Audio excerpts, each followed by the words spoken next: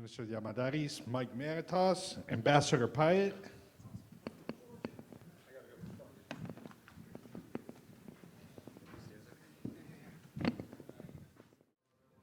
So in order to keep us on time, Congressman Cicilline is in a meeting with Speaker Pelosi.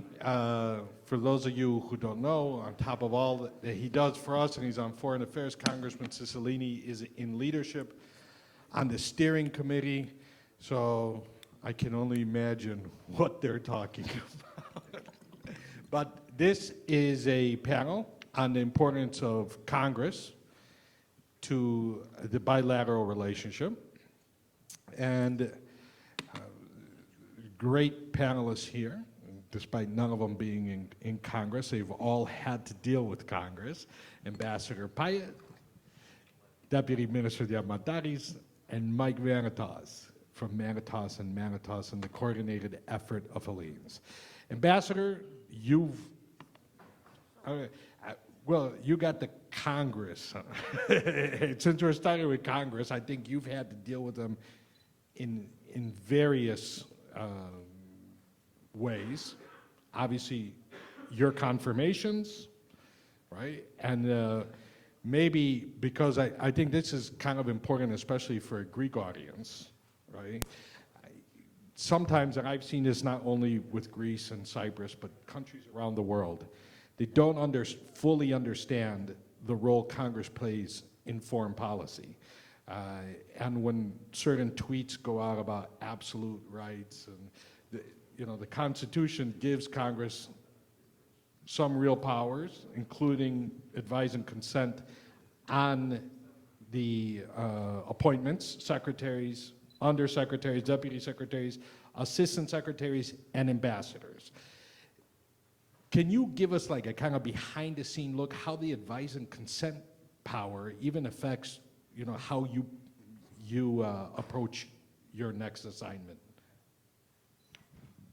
Sure. Well, first of all, thanks, Endy.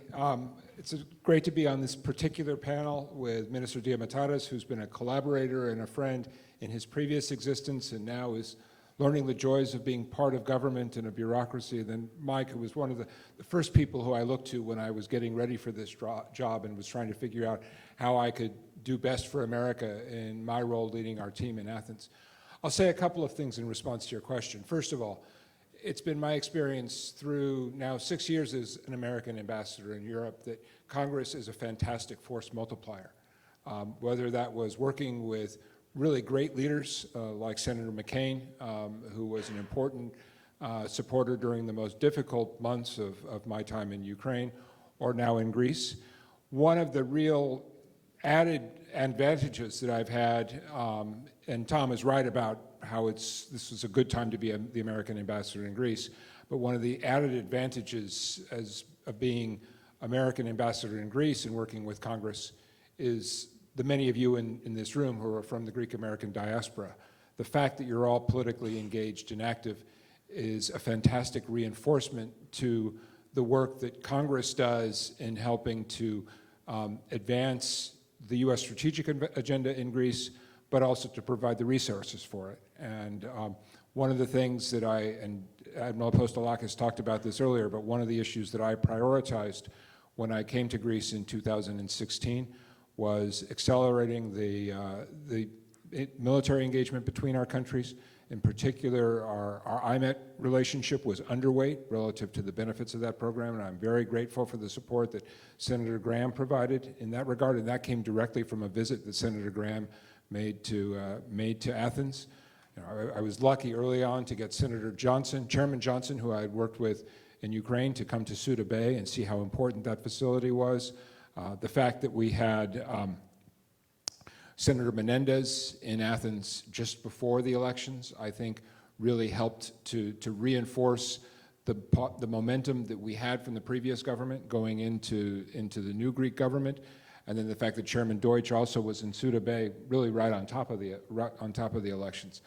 I will say, as I look to the future, I think the biggest challenge that we have right now as friends of the U.S.-Greece relationship is helping those, whether in Washington or New York or Brussels or Berlin, to recognize how fast things are changing in Greece. This is a government that has been in office for 130 days, more or less. They have made remarkable progress, whether it's in terms of our defense relationship, the Defense Cooperation Agreement, which was signed when Secretary Pompeo came, and which is helping us already to deepen the presence of our forces in Alexandroupoli, the work that we do together in Stepanavicchio, the breadth of our engagement at Suda Bay, but also on the economic side. I'm trying constantly to lift up the bill on economic development and reduction of red tape that Minister Georgiadis pushed through the system. But that's hardly the all of it. We're seeing progress on energy engagement. We're seeing progress on our education agenda, which is one of the real investments that we make for the future. And so I'm very focused now, having benefited a lot from strong engagement from both the House and the Senate and from Republicans and Democrats. I think especially right now, and this is going to be hard to do in an election year, but it's really important that we sustain that momentum of congressional engagement as we go into 2020, because as Ambassador Burns pointed out, one of the really positive attributes of the relationship right now is that it transcends politics in the United States. I want to keep it that way, but I also want to make sure that we recognize how wide the aperture is opened with Prime Minister Mitsotakis' government and do the most that we possibly can, both to take advantage of this for the purposes of American interests, but also to help reinforce our interest in the success of this government as a pillar of stability, as a government which shares American strategic objectives across a broad range of issues, from stability in the Eastern Mediterranean to seeing North Macedonia become a successful member of the European Union and NATO. These are all areas that we need to continue working on, irregardless of the transition that we're going to be, and the elections that we're going to be having in the United States, in the same way that Greece successfully navigated the transition from Prime Minister Tsipras to Prime Minister Mitsotakis without missing a beat, and frankly, without slowing down for Greek elections. So that's the homework that I've got. Okay. Mr. Minister, you have a unique perspective in this position that no one has ever had, because you come from the diaspora, come back.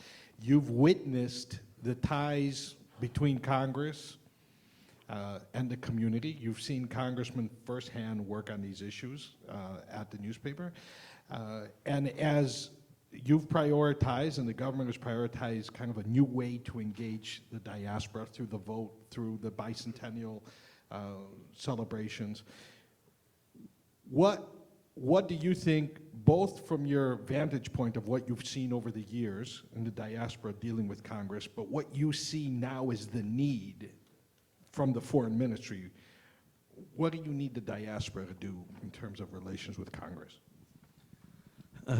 First of all, let me say how happy I am and how proud I am to be here and to be on the same stage with my good friend, the ambassador.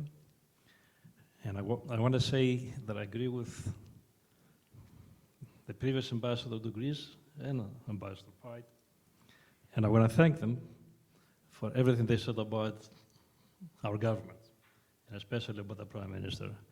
I think they're both right. I think Kyriakos Mitsotakis is a totally different animal than Tsipras. And I think the more the time he has in power, the more he will continue to astonish, not just to surprise us, but to astonish all of us. Let me also congratulate Alexis and his people for organizing this extraordinary conference. Let me say how useful I found it. And also let me say that I read his latest book on the airplane about my late friend, Konstantin Mitsotakis. And I found it to be a riveting book. I recommend it to all of you. Now, to come to the question, there is no question in my mind that the effectiveness of the Congress through not only words but action towards Greece passes first of all through the Greek-American community. It's the community that identifies the candidates who run for Congress, is the community that educates and keeps educating the Congress people, is the community who supports them financially, is the community who keeps after them when they're elected. And so I think the role of the community is absolutely critical in creating the mass of Congress people that can make any difference. I think it's great, I think it's amazing that we have the Hellenic Caucus with 130 people who've joined it. And of course we have people like John Sarbanes and Gas Bilirakis and Carol Malone who are doing a great job. From my new position in the government, I came to appreciate and to respect even more the work done by the Greeks all over the world, not only in the United States, but also in Canada, in Australia, in every other place. And it seems to me that we need to do an even better job to communicate as a country with our Greek diaspora. Mike, picking up on the historic observation of the community in Congress, you've probably worn out more shoe leather on Capitol Hill than anyone here. But what do you think is getting lost in translation in how the community and Greece as a whole approach Congress? Because everybody's all excited about presidential candidates every 4 years. Everybody's getting on. I mean, we can talk about 4 years ago where even some fringe players were in pictures all of a sudden because they were close to a president or got mentioned in one meeting. But, you know, what are we getting lost or not understanding about the way government works here? Thank you, Endy. First of all, thank you to the organizers, Alexei and Simeon and Tom. This is an excellent conference. I'm glad you came to Washington to do this. Welcome to my Horio. This is my family. I've spent my entire life here. I'm the third generation Washingtonian. Thank you to my fellow panelists. It's an honor to be up on stage with the ambassador and the minister, longtime friends both, and Endy. My family, 1936, my namesake came to Washington and started working on Capitol Hill, where he worked for 20 years. Ended up in the Kennedy and Johnson administration. And when the first Turkish invasion of Cyprus, the ships were on their way in '64, my papu was involved in the Johnson letter that turned those ships around. My father worked on Capitol Hill for about 10 years, and when the Cyprus invasion happened in '74, Sarbanes and Bradamus in the House were leading the effort to impose the legislation, impose the U.S. arms embargo. In the Senate, it was Tom Eagleton of Missouri. And the reason it was Tom Eagleton of Missouri, because his legislative director was a young man named Andy Manatos, who helped galvanize the national community to impose the U.S. arms embargo on Turkey, which was the first time in modern history that the Congress overrode a presidential veto on foreign policy matter. Very significant accomplishment. I spent my entire 30-year career working with the Congress. And my family's had a very long history of working with the Congress, but in doing so, promoting Greece, Cyprus, Hellenism, and Orthodoxy. And, you know, Endy, you make a good point because everybody's very excited now. And as many of the panelists have said, U.S.-Greece relations are the best, truly, that they've ever been. It's doing great part to the work of Ambassador Pyatt, his predecessors, Ambassador Burns, Ambassador Reese. Well, I should say, I had the pleasure of sharing a flight from San Francisco with the two ambassadors. You should know, particularly in a room full of Greeks who are very family-oriented, that as talented as they are and were as ambassadors, they're equally as talented as grandparents, as they were holding their infant grandchild on this long flight back from San Francisco and did an excellent job. It's great to see them as well. But, you know, things are the best they've ever been, and you've seen things on Capitol Hill that we've never seen before. I mean, you have the Armenian Genocide Resolution passing for the first time ever, but passing with over 400 votes. You have over 100 members of Congress a couple weeks ago voting to stop U.S. arms to Turkey. Now, there is a tidal wave of support for Turkey in Washington, and we've seen it over decades and over generations. What's holding back that tidal wave right now is Erdogan, the S-400s, the F-35s, these kinds of issues. But the moment those issues go or are settled or stabilized, that tidal wave of support comes back in. Now, why is there a tidal wave of support for Turkey in the United States? I think this is the most obvious. You've got on one hand Greece, the 87th largest country. You've got Turkey, which is the 8th most powerful military, top 20 in economy and population. You've got the Greek-American community, very effective, but 0.5% of the US population. You've got Turkey spending in Washington in 1 year over $7 million to directly lobby US policymakers, and that's directly. That doesn't include the money that they put into think tanks and universities, which publish research and support for US-Turkish relations. So you've got this huge tidal wave of support for Turkey that we've seen, you know, administration after administration, Republican and Democrat, that the Greek-American community has been battling for decades. So what's important here, as what the ambassador mentioned, the other panelists mentioned, is moving on this momentum that's been created by the positive U.S.-Greece relations, by the opportunities that U.S.-Turkish diminishing relations have created, and institutionalizing these relationships. The Greece, Cyprus, Israel, U.S. Relationship is a very important part of that. So while times are great and we're seeing things happen we've not seen happen before, we all need to be doing all we can to stabilize these relationships, because you know, it's not a possibility. In my mind, it's certain that sometime in the near future, U.S.-Turkish relations will stabilize and Greece and Cyprus will have challenges they've had in previous years in getting the attention of U.S. policymakers.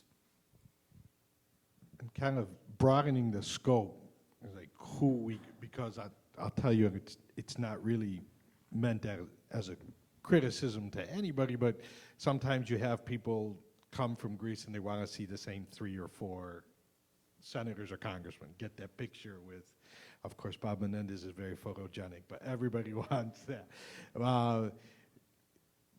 And you probably have, and I'm sure Ambassador Burns wish he had the number of congressmen that came during, you. I mean, you've had Senator Johnson, I believe, 3 times.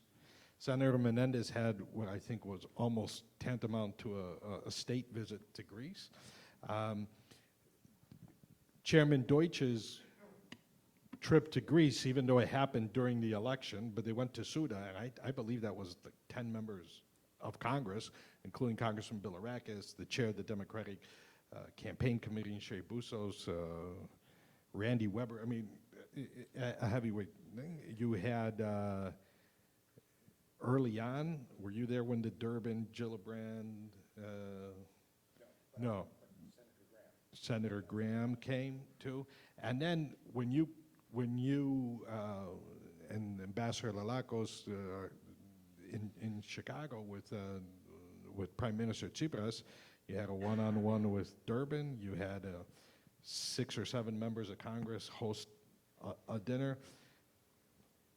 I'll talk later to Mike about chairs of committees, but how much easier has it made your job that there's so many more congressmen and senators interested?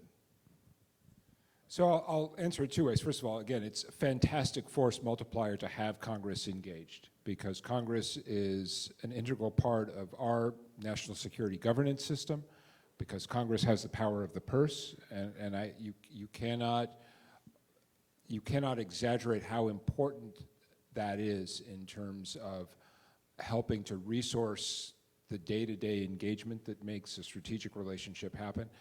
I think the one thing that makes me slightly more confident than Mike about where we are now is the fact that we have been quite strategic about how we've approached our engagement to Greece, both in terms of the new East Med strategy, which is a written document of the administration signed off by the Secretary of State, presented to the interagency as this is our strategy for the Eastern Med, which specifically endorses the 3+1 process. That's why Secretary Pompeo went to Jerusalem, to signal his support for that. That provides the orienting approach for our engagement on Eastern Mediterranean energy issues, on the counterterrorism issues that Foreign Minister Christos Doulidis talked about earlier today.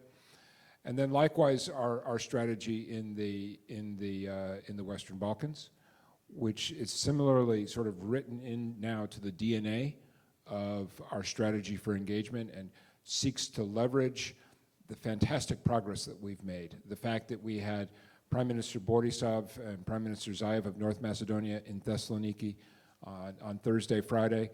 Prime Minister Mitsotakis talking very positively about, first of all, his great disagreement, his disappointment in the French decision to block immediate progress on on Greece, or excuse me, on North Macedonia and Albania moving towards EU accession, but also Greece's intention to engage forcefully with Macron and others on behalf of your northern neighbor, North Macedonia, which signals how dramatically that conversation has changed in Greece just over the past 12 months, and the opportunities that provides to leverage Greece as a partner to advance longstanding U.S. goals. And I think that's what we need to keep doing. That's why I think we welcome the East Med bill as a congressional counterpart to the East Med strategy that the State Department, Secretary Pompeo has signed off on.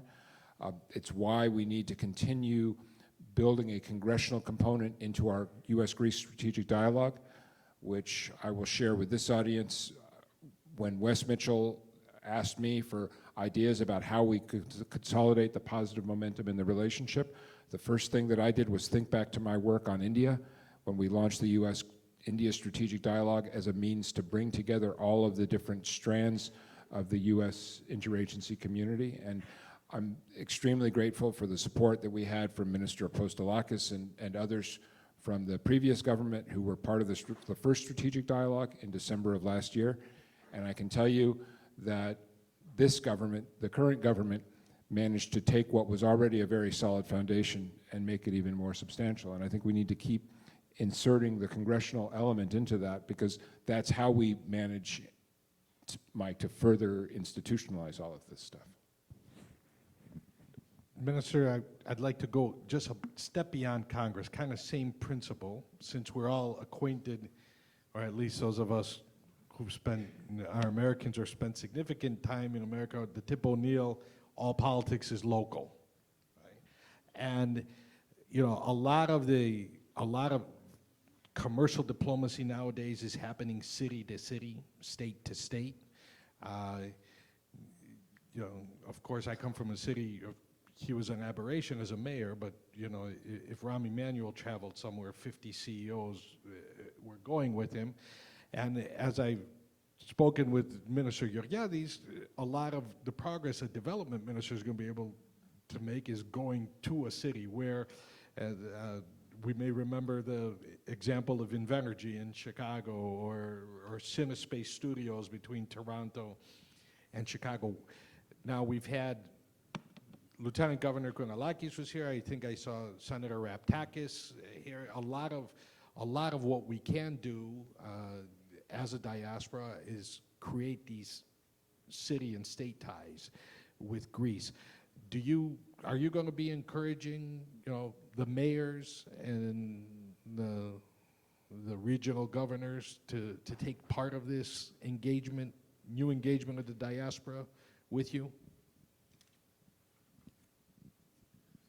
Well, I would, excuse me, I would like to do that, actually. But I think what we need to do is we need to move on many fronts.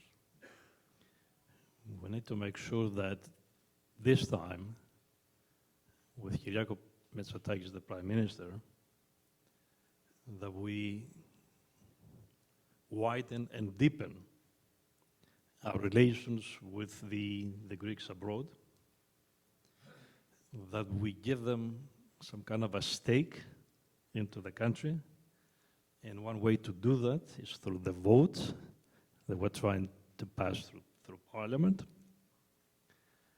And also, we need to make them understand that we're working very hard to improve the services that we provide to them through, for instance, the councils that we have throughout the world.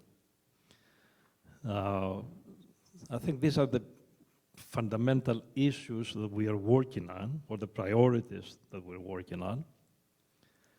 And we also want to make sure that we do everything we can to promote our language, to maintain our values and traditions and culture, And I think we as a country are uniquely qualified to promote and to pass on to the following generations the culture that we have. So these are the things that I'm working on, that I'm trying to go from one country to the other to meet with our people, and went to Canada actually on Wednesday, to Montreal and to Toronto, and then coming back to New York, and I'm going to Australia, which is a long trip, but I'll be happy to do it, and so on and so forth. So again, I think this is a historic opportunity for us, given the fact that Kyriakos Mitsotakis is the Prime Minister, and I happen to have some knowledge, but also some passion about our communities, and we will do everything we can, absolutely everything, to strengthen and deepen the relations of Greece with our people abroad. Does Prime Minister let you keep all those frequent flyer miles? Actually, that's a very interesting question. Yeah. I learned, though, that the direct Emirates flight here, they don't code share with anyone, so you can only use those 5 at Emirates. One of the things that are not very interesting is that we usually fly coach, by the way, you know, so we don't have that many. But if you fly enough, they'll upgrade you. Mike, there's been a lot of turnover in Congress, especially over the last decade and a half, right? You know, Congressman Sarbanes was up here. You know, in 2006, we said a goodbye after a long career to Senator Sarbanes and Congressman Mike Bilirakis, and then we got John Sarbanes and Gus Bilirakis. Zach Space was elected that year, Diamataris. Then Zach Space lost, Diamataris lost one again.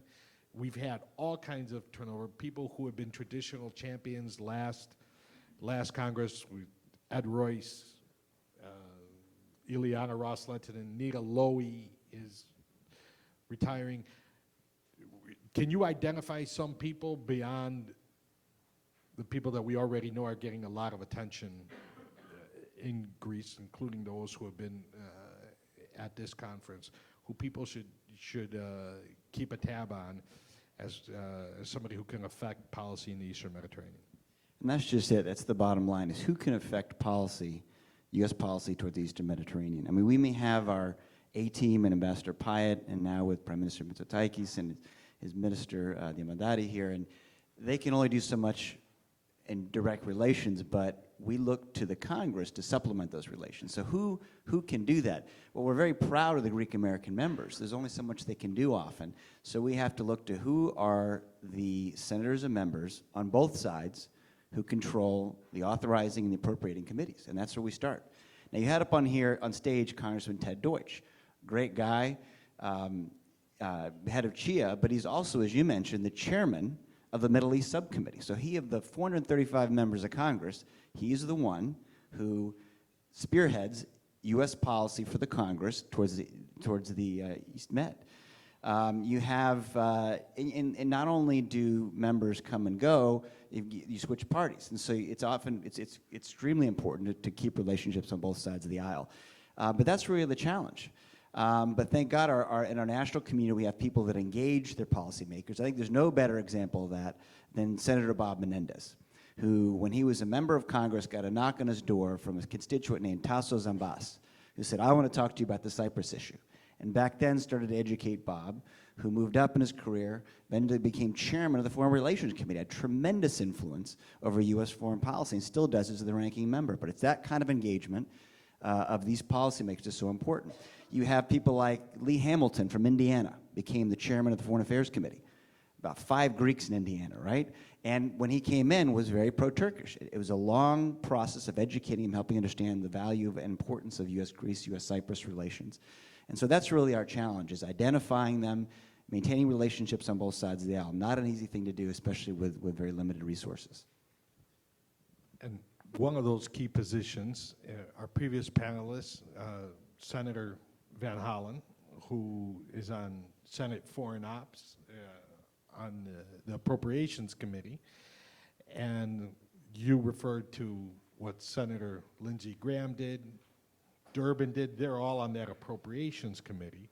There's a lot of, I read a lot of analyses in the Greek press. Like, can't the U.S. give a little more aid? And there's not just this pot of discretionary money, let's throw it to Greece, right? Even the foreign military assistance, that's something that has not been granted to Greece for a long time. How do you see, Congress moving in it, because you've helped move IMET to high levels. You've been a voice for foreign military assistance, even in the Eastern Mediterranean. East Med Act tries to reintroduce the concept. Why don't you tell everybody, even as a career foreign service officer, how you really need Congress to do this? So, since you give me the blank check, Andy, to say what do we need, if I had to single out one specific issue, which is still very much in play and was something that we spent a lot of time talking to Senator Menendez about, and which will be on my agenda this week, it's the new U.S. Development Finance Corporation, which is the congressionally chartered body which the Trump administration is currently rolling out to be the United States single channel of U.S. government support for American trade and investment overseas. So the DFC was initially put together with a particular view of and a particular concern about Chinese checkbook diplomacy in places like Africa or South Asia, where China has used its concessionary financing to lock countries into unsustainable projects which both undermine sovereignty and detract from American foreign policy goals. But this is still very much a work in progress. I know Senator Menendez has said that he is a personal supporter of the idea that the Development Finance Corporation should be chartered in a way that also allows it to be effective in places like Greece, which have been targeted by China, to be, as President Xi said, the dragon's head of the Chinese engagement in Europe, and in a region where the United States has clear strategic interests, but also, frankly, has a very strong business case to make in terms of the technology and the know-how and the capital that our companies can bring to bear, but could benefit from the extra leg up that activities of the sort that DFC will engage in could provide. So that's my priority. I'm particularly glad that Minister Georgiadis is meeting tomorrow, I think, with the new CEO of the Development Finance Corporation, and I'll be doing the same thing on Wednesday. So we're going to keep working on this. But again, because it involves money, Congress is involved. Congress has a critical role. And I think for especially for my Greek colleagues, I mean, that's the point that I constantly have to remind people of, is the power that Congress has. Our Constitution gives the President of the United States tremendous authority in foreign affairs, but the power that Congress has derives, in the first instance, from the power of the purse, the ability to appropriate U.S. taxpayer money to advance our resources, and then second, from the Senate's power to say thumbs up or thumbs down on anybody who's Senate confirmed. So if you're like me, you learn very early on to pay great attention to the views of the Senate Foreign Relations Committee. Minister, the programs that the BUILD Act and a lot of these incentives that the U.S. government could exercise on behalf of Greece also depend on projects going to Greece. And, there hasn't been this groundswell of significant or notable diaspora investments, at least coming from here. What do you think in the new government is changing, and how, in your interactions with the diaspora, do you see them ready to be this force that we could leverage, go to the Development Finance Corporation and say, hey, here's 3 guys who will invest today in Greece. You know, Drake Barakis is going to come if you if you get political risk insurance. I happened to attend the convention of the National Hellenic Society about a month and a half it was, in California. And Drake Barakis is the chair of that organization, which happens to be a truly outstanding and different, I might say, organization. And then I realized from the different business people that I spoke to that there was a significant change in the way business people perceive Greece as an investment opportunity now. And ever since wherever I go, I see the same situation. And I heard the same thing from the ambassador and the ambassador, I forgot his name. Burns, right. What the community sees is what everybody else sees, so that Greece is changing. As the minister said, we are open for business again after many, many years. We have a very business-friendly government, and Antonis Georgiadis is the guy to go to, and you will not be disappointed. He will do everything he can to make an investment possible. So people see that, and they're thinking and they're ready to really move and do their investments in Greece. Now, it could be, and of course that's the minister's job, that we can give them some kind of an incentive as well, and I'm sure someday we will. He seems to agree with that. But nonetheless, when I have a prime minister like Kyriakos Mitsotakis and a government that we have with Antonis Georgiadis at the top of the investment chain, and when everything seems to be going our way, it's inevitable, it's coming, that our people abroad will invest in Greece. They might not make huge investments, they might do small investments, but when you start from small things, you lead up to the bigger ones. I have been around, as you know, in this community for many years, and this is the first time, and I'm not saying this because I'm a member of the government, okay? This is the first time that I see a positive attitude. I see a sense that this time Greece will change. And I want to look at you in the eyes and say that, yes, Greece will change. In the next few years, Greece will boom. And it will be a lot due to this man right here, to Minister Georgiadis, because he's a doer, he will make the decisions. The government is passing the laws through Parliament, and everything comes into place. And as you know, Kyriakos Mitsotakis has lived here for many years. He studied in the United States. He knows the United States. And he will do everything possible to make sure that we visit, invest, and have a good time also. One thing to keep in mind, since you're doing the meeting tomorrow, and I'm sure Ambassador Pyatt can do it, it does, when you're talking to the diaspora, it would help make the case to the Development Finance Corporation for us to point to specific projects. Anybody who's working economic incentives, it's one thing to say, you know, Antonis is coming, right? Antonis is coming if you do this, right? And I think that's something, that's a challenge. You know, I heard you give a speech this summer where you paraphrased President Kennedy and you said, ask not what Hellas can do for you, but what you can do for Hellas. And I think it is time for those of us thinking about coming to Greece to put some meat on the bones, so that way when he's talking Development Finance Corporation or Ambassador Pyatt is trying to make the case that there's ready-made projects to go, we can identify them. I used to do tax increment financing in Chicago, and we had to answer the but-for test. But for this incentive, this project's not coming. And I think, you know, it's time to make that case too in Greece. Can I say one more word? Yeah. When you come to Greece, come to me. I will take you to him, hand by hand.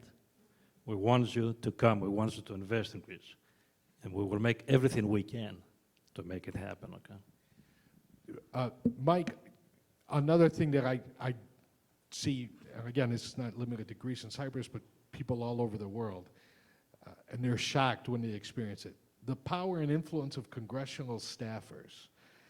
I'll go back to Senator Van Hollen. I think Alexei said that. He knew him. Senator Van Hollen is such a champion on our issues because he was dealing with them as a staffer to a Senate Foreign Relations Committee on which Paul Sarbanes sat.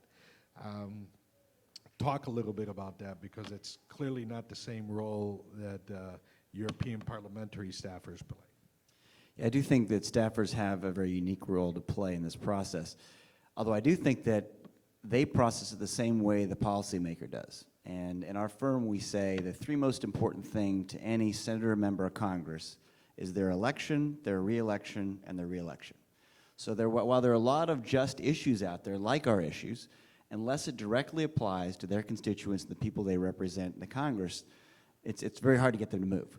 And so that's a challenge for us, certainly. Talking to staffers is part of that, but in the end, it's can you show them that you can significantly affect their reelection by either votes or helping them raise money to get them reelected? And that's really part of the process. One thing I would add, though, is that since the title of this is how to use the Congress to further solidify relations, there are unique things the Congress can do. And some examples of that we've done over the years, again, with our community being 1/2% of the U.S. population, is to find ways to put Hellenism or Orthodoxy on the map at a national level. The Ecumenical Patriarch. Turkey treats him as the head of the less than 2,000 Greek Orthodox Christians in Turkey, yet he is the worldwide leader of 300 million Orthodox Christians. So what we did is we found the highest award that the U.S. Congress gives is the Congressional Gold Medal. The first recipient was George Washington. Others who have received it are Winston Churchill, Mother Teresa. But what it takes to get a Congressional Gold Medal presented to an individual is over 2/3 of the U.S. Congress co-sponsoring a resolution to appoint this. So it took us a year to do it, but not only did we get that 2/3, we broke the record for the most co-sponsors of any legislation in the Congress.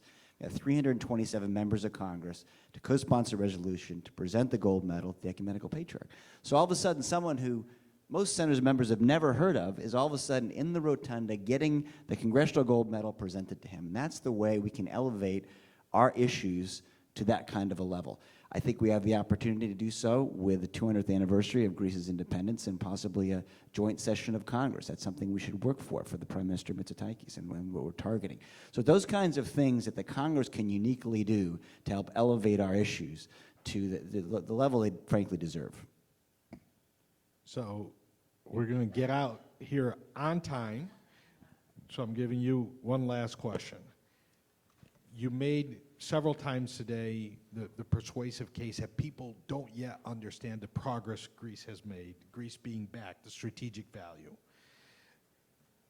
You don't have to explain it much. Give us 3 issues, hopefully one word each, that you think everybody here needs to be talking to their congressman. And I'm not going to let you cheat and say China. That's the easy one, right? And in fact, for those people interested in the East Med Act, that's exactly the issue that brought Marco Rubio on as original co-sponsor. And I think because of the news coverage, people do know about Greece and China and Greece and Russia. What are 3 issues that you think Congress just does not get about Greece that we can pass? So again, with the caveat that these are the areas where Greece is helping to make America great, where Greece is advancing U.S. interests. Number 1 is defense and security. Greece is the single most important partner in NATO in terms of the projection of American power into the Eastern Mediterranean at a moment when great power competition has returned. We are competing for positive influence with China, with Russia.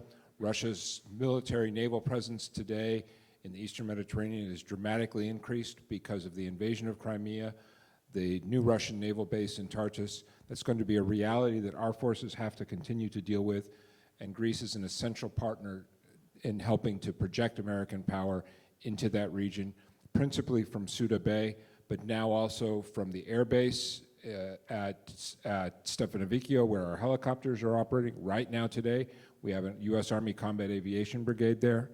From Larissa, where our MQ-9 drones are flying over North Africa and the Eastern Mediterranean, and from Alexandropoli, which is a new and critically important platform for projecting American power and U.S. forces into the Black Sea and Central Eastern European region to uphold our NATO commitments.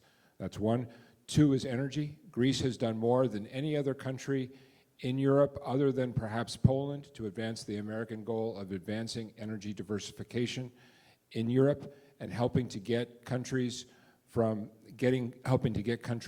of their dependence on Gazprom and Russia. This year, LNG from the United States and other sources will displace Gazprom as the leading source of gas coming into Greece. But you also have gas delivered through Greece, which has gone to Bulgaria, the first ever non-Russian deliveries of gas to Bulgaria, and real possibilities in the months ahead to see progress with North Macedonia, and after North Macedonia with Kosovo, and eventually with Serbia. So energy is number two.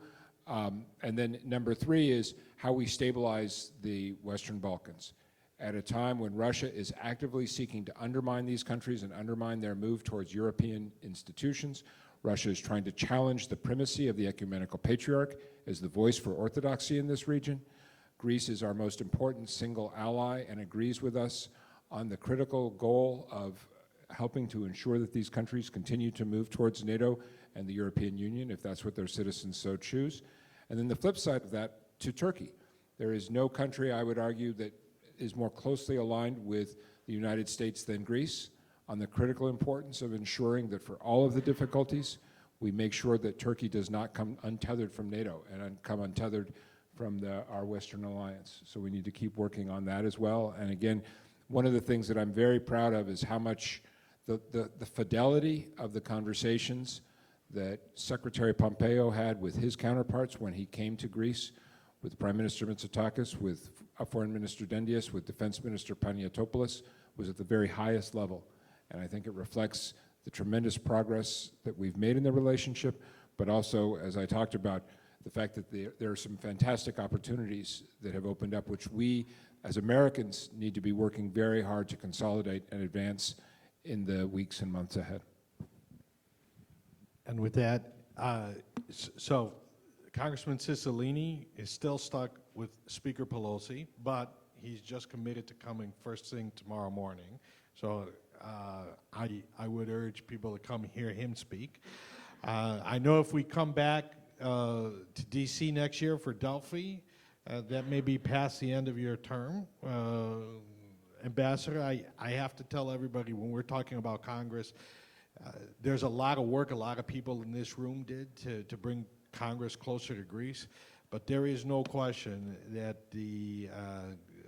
what Ambassador Pyatt has done to improve Congress's view of Greece and relationships, direct relationships with Greece. It's not a small thing to get people going back to Greece over and over. And Ambassador, I thank you for that, and I think we owe him a great debt. Everybody loves him.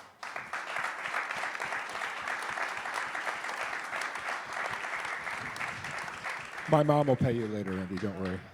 And, you know, Minister, I think your call, ask not what Hellas can do for you, but what you can do for Hellas is something you should repeat and we should all answer. And we stand to do that on Congress, on investments, and on everything else. This is a chance, as Mike said, heading into 200 years. 2021 should be, you know, one of the great visits when Prime Minister Tsipras came to Chicago is he went to 1871, the Internet Incubator, and it's called 1871 because that's the year of the Chicago fire, right? It was a year of renewal for Chicago. 2021 should be that year of renewal for all of us. Can I finish on a happy note? Yes. Yes, this is the time to ask what we can do for Greece, Cyprus, the Hellenic world. But I do want to finish by saying that this is a great time. This is a positive time. This is an optimistic time for the Greeks all over the world. Kyriakos Mitsotakis is changing Greece. Look at what he does, from investments to security. Look at the relations between the United States and Greece. Look at the work the ambassador does. Look at the relations between Greece, Cyprus, and Israel. Look at the number of problems that we solve every day. This is a great time. And I would urge you to take a close look at what Kyriakos is doing. And I urge you not to miss the opportunity to take part in this great renaissance that I see coming for Greece. And thank you, Endy, very much for the opportunity. Thank you. And Mike, thank you for all you do on the Hill. Thank you. Let me just finish by saying, it's, again, having spent my whole career, 30 years doing this, I think is one of the first times when the focus has been, what can we do to further solidify U.S.-Greece relations, rather than, here's the list of the problems Turkey is creating for Greece. And that, not too long ago, that was the focus of these kinds of gatherings. So it's an exciting time. Thank you all.